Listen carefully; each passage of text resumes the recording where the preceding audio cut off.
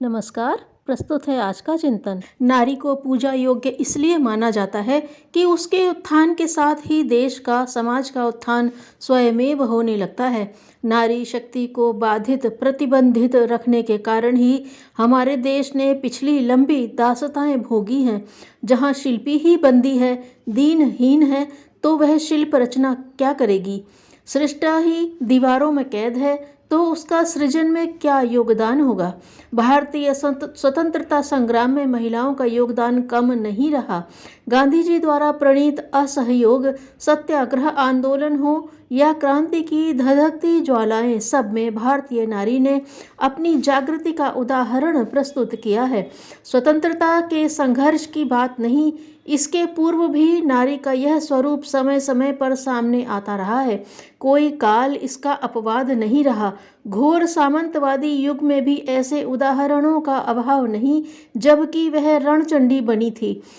नारी के पराभव पददलन का काल लद गया। उसके लिए हर क्षेत्र में प्रगति करने के द्वार खुल गए हैं। भारतीय नारी भी इस सुअवसर से लाभ उठाने में पीछे नहीं है। यह समाज के भाग्योदय का चिन्ह है, किंतु हमारे भाग्योदय का आधार पाश्चात्य का अंधानुकरण नहीं बन सकता। प्रायः ऐसा होता है कि लंबे समय तक भूख काटने के बाद भोजन के दर्शन होते हैं तो परिमाण का ध्यान नहीं रहता।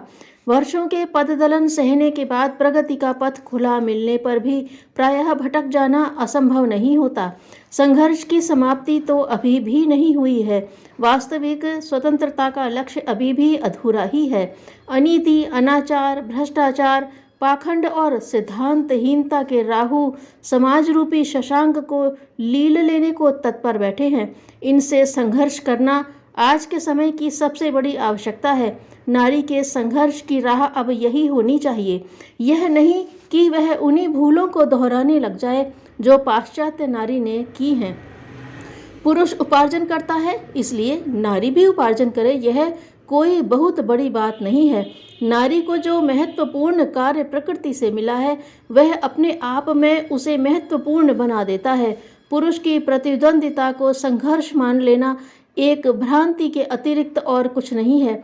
नारी भी उपार्जन करे। इसके स्थान पर यह दृष्टिकोण अधिक व्यापक है कि नारी का अपना स्वतंत्र व्यक्तित्व हो। महिलाएं परिवार में रहते हुए भी अपने व्यक्तित्व का विकास कर सकती हैं। जहाँ व्यक्तित्व का विकास हो गया, वहाँ समय पड़ने पर उपार्जन किया जा सकना भी असंभव नहीं है। संगीत, साहित्य, कला, समाज सुधार, नवनिर्माण के अभिनव अभियान आदि ऐसी विधाएं हैं जिन्हें अपनाकर नारी पुरुष की जननी व प्रकारांतर में समाज की सृष्टा का रूप उजागर कर सकती है। यदि मनुष्य सच्ची सुख शांति चाहता है और चाहता है कि नारी अन्नपूर्णा बनकर उसकी कमाई में सहयोग करे, उसके मन को माधुर्य और प्राणों को प्रसन्नता दे, उसके परिश्रांत जीवन में श्री बनकर हंसे और संसार सागर में शक्ति बनकर साहस दे, तो उसे पैरों से उठाकर अर्धांग में सम्मान देना ही होगा। अन्यथा टूटे पहिए की गाड़ी के समान उसकी जिंदगी धक्के खाती हुई ही घिसटेगी। घर बार उसे बेकार का बोझ बनकर त्रस्त करता रहेगा। अयोग्य एवं अनाचारी बच्चों की भीड़ दुश्मन की तरह उसके पीछे पड़ी रहेगी। इस प्रकार देश, समाज, घर गृहस्थी, वैयक्तिक विकास तथा सुख शांति के लिए नारी की इतनी आवश्यकता जानकर भी उसे अधिकारहीन करके पैर की जूती बनाए रखने की सोचता है, वह देश समाज का ही नहीं, अपनी आत्मा का भी हितैषी नहीं कहा जा सकता। बिना प्रेम के किसी के विचारों में परिवर्तन नहीं लाया जा सकता। चिंता से मुक्ति पाने का सर्वोत्तम उपाय दुखों को भूलना ही है। धन्यवाद।